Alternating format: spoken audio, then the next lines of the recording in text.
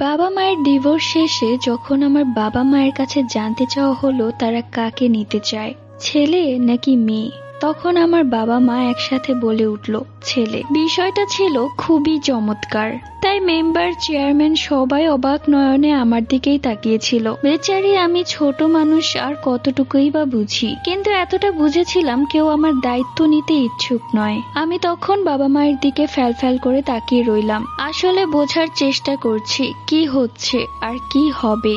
অবশেষে সবাই ঠিক করলেন যেহেতু ছোট ভাই সে মায়ের কাছে থাকবে আর আমি বাবার কাছে থাকবো। অবশেষে মা চলে গেলেন আর যাবার সময় তৃপ্তির হাসি দিলেন মুখে, আর বাবা মুখ কালো করে চলে গেলেন। সেই দিন থেকে শুরু হলো আমার নতুন জীবন। বাবা নিজের দায়িত্ব তার বাবা মা এবং ভাই বোনের ওপর চাপিয়ে দিয়ে চলে গেলেন ঢাকা।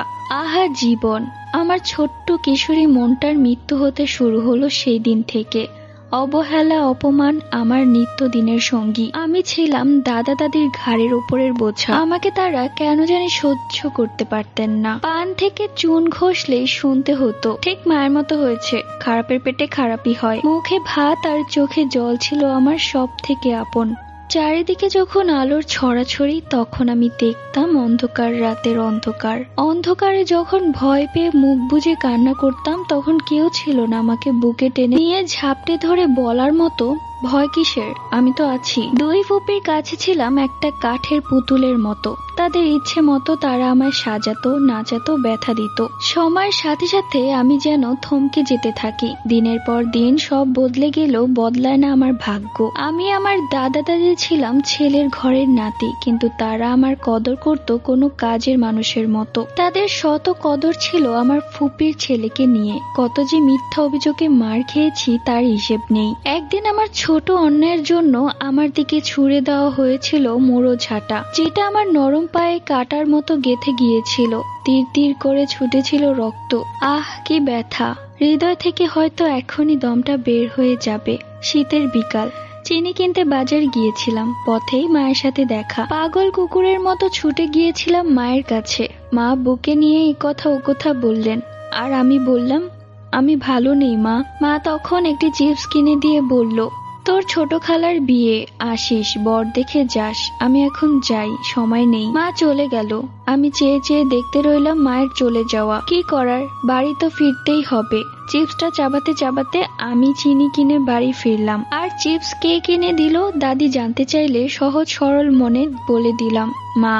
আর ফলাফল দাদি বুকে পা দিয়ে মুখের ভেতরে ইটের কুচি ভরে দিয়ে এক নাগারে মুখে থাপ্পড় দিতে রইল আর বলতে রইল, তোকে কিছু খাওয়াই না, যে ওই কালনাগিনীর কিনে দেওয়া চিপস তুই খাচ্ছিস। আমি তখন চিৎকার করেও কাঁদতে পারিনি, মুখ থেকে যে রক্ত পড়ছিল। আহ কি ব্যথা! সেই দিন রাতে আর খাওয়া হলো না। মুখে যে কিছু দেওয়াই যাচ্ছিল না, দিলেই অসহ্য যন্ত্রণা হতো। পেটে খুব খিদে। মনে মনে ভাবলাম যদি জানতাম 10 টাকার চিপসের জন্য সারা রাত না খেয়ে থাকতে হবে তাহলে খেতাম না ওই চিপস। কি এমন হতো না খেলে? আর আমার বাবা, সে কি জানতো আমি কেমন আছি? শুধু দায় এড়াতে মাঝে মাঝে ফোন দিত, আর আমার সাথে যতটুকু সময় কথা বলতো তা ছিল সামান্য থেকেও সামান্য। আমি কেমন আছি সেই খবর নেওয়ার মতো কেউ নেই। মাস্টার ছিল না, তবুও ভালো রেজাল্ট নিয়ে বাড়ি ফিরতাম, কিন্তু কেউ রেজাল্ট হাতে নিয়ে বাহ বাহ বলেনি। কেউ কপালে চুমু দিয়ে বলেনি সামনে আরো ভালো করতে হবে। দিন শেষে মুখ গুজে কাদার মতো কোনো আশ্রয় ছিল না। এভাবে কেটে গেল 6 বছর। বাবা দেশে বেড়াতে এলেন। 6 বছরে মোট 6 বার এসেছেন, আমি গুনে রেখেছি। এটা ঠিক, তিনি ঢাকা গেলে ঠিক মতো আমার খোঁজ না নিলেও এখানে বসে বেশ আদর যত্ন করতেন। আর তখন বাড়ির সবার রূপ পরিবর্তন হয়ে যেত। তখন সবার মুখ থেকে ঝরত মধু। কি সুন্দর অমায়িক ব্যবহার আমার সাথে, দেখে মন প্রাণ সব জুড়িয়ে যেত। এরই মধ্যে ভাইকে নিয়ে আসা হলো মায়ের থেকে। বাবা আর তার ভাইয়ের কিছু বিষয় নিয়ে ঝগড়া হলো। বিষয়টা আমাদের দুই ভাই বোনকে নিয়েই ছিল। এক পর্যায়ে ছোট বিষয়টা অনেক বড় বিষয় হয়ে দাঁড়ালো। আর এক সময় বাবা আমাদের নিয়ে বেরিয়ে এলো অন্যত্রে। ঘর ভাড়া নিল। শুরু হলো বাবা সন্তানের সংসার। একলা এভাবে কতদিন? এভাবে কি থাকা যায়? এখন একটা বিয়ে করা উচিত। কথাগুলো আমার নয়, পাড়া প্রতিবেশীর। ঠিক হলো বাবা বিয়ে করবে। ঠিক হতে দেরি, বিয়ে হতে দেরি হলো না। ছোট আয়োজনে বিয়ে হলো বাবার।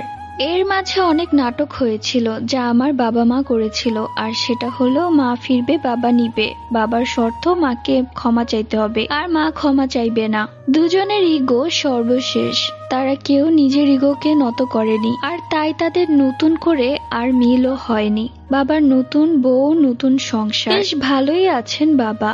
আমরা দুই ভাই বোন, হ্যাঁ আমরাও ভালো আছি। তেঁতুল গাছের ছোলটা বেল গাছে লাগানোর চেষ্টা করছি। অবশেষে ছিটকে পড়ে গেলাম বাগানের বাহিরে, কারণ আমার সৎ মায়ের যে মেয়ে হয়েছে। দূর হয়ে গেলাম আমি, আর কদর বেড়ে গেল ভাইয়ের, বন্ধ হয়ে গেল বাবার থেকে পাওয়া শেষ ভালোবাসাটুকু। আস্তে আস্তে আমি সবার থেকে আড়ালে চলে গেলাম। আমি নামের যে একটা মানুষ ছিলাম তা সবাই ভুলেই গিয়েছিল। আমি নিজেকে সবার থেকে গুটিয়ে নিলাম, ভালো থাকতে রইলাম নিজের মতো করে। তখন জীবনে এলো আরো নতুন ঝড়, নতুন পা দেওয়া কিশোরী আমি। ঘরে মা নেই, বাবার আমার প্রতি তেমন খেয়াল নেই। ইস, যদি এই নতুন ফোটা ফুলটা ছুঁয়ে দেখা যেত বেশ হতো। এমন ভাবনা নিয়ে কিছু হয় না। শিয়ালের দল আমার পিছু নিল। আফসোস করতে রইলাম আমি একটু আলোর মুখ দেখার জন্য। কেউ বিচ্ছিরি ভাষায় কথা বলতো, কেউ বা দিত টাকার অফার। আমি যেন তাদের কাছে হয়ে উঠলাম বাজারে ওঠা নতুন আমের মতো, যা তাদের চাই চাই। কেউ ছিল না আমাকে আগলে রাখার মতো ওই শিয়ালের দল থেকে। কখনো আমাকে তাদের